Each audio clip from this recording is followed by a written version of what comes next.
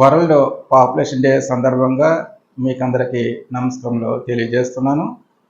ప్రపంచ జనాభా దినోత్సవం జూలై 11వ తారీఖున ప్రతి సంవత్సరం జరుగును. ఇంగ్లీష్లో వరల్డ్ పాపులేషన్ డే అంటారు.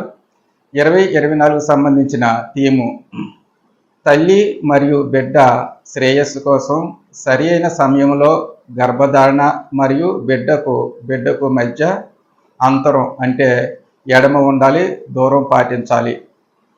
అలాగే స్లోగన్ కుటుంబ ప్రణాళిక అనేది అభివృద్ధి చెందిన భారతదేశానికి కొత్త గుర్తింపు మరియు దంపతులకు గర్వకారణం. ప్రపంచ జనాభాను నియంత్రించడానికి కొన్ని కుటుంబ నియంత్రణ పద్ధతులు ఏమిటన్నది ఒకసారి చూద్దాం. ఐయుసిడి లేదా కాపర్టీ ప్రసవం అయిన 6 వారాల తర్వాత ఎప్పుడైనా వేసుకోవచ్చు. ఈ ఐయుసిడి అంటే ఇంట్రాయూటరిన్ కాంట్రాసెప్టివ్ డివైస్, తెలుగులో గర్భాశయ గర్భ నిరోధక పరికరము. ఇది కాపర్టీ అంటారు. చాలా సులువైన మార్గము, చాలా తేలికైన పరికరంగా చెప్పవచ్చు.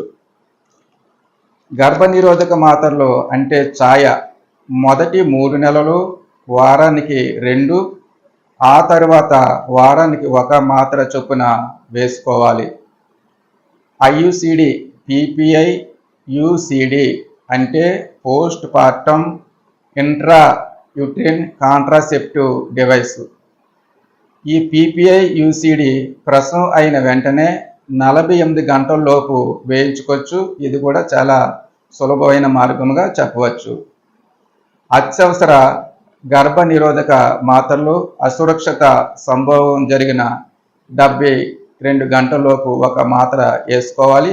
ఇవి అన్ని ప్రాథమిక ఆరోగ్య కేంద్రాల్లో కూడా అందుబాటులో ఉంటున్నాయి. గర్భ నిరోధక మాత్రలు మాల ఎన్ను నెలసరి అయిన 5వ రోజు నుండి తప్పకుండా ప్రతిరోజు వేసుకోవాలి. ఈ మాల ఎన్ మాత్రలు ఇక్కడ మీకు చూపించడం జరుగుతుంది. ప్రతి ప్రాథమిక ఆరోగ్య కేంద్రంలో ఉచితంగా ఇవ్వడం జరుగుతుంది.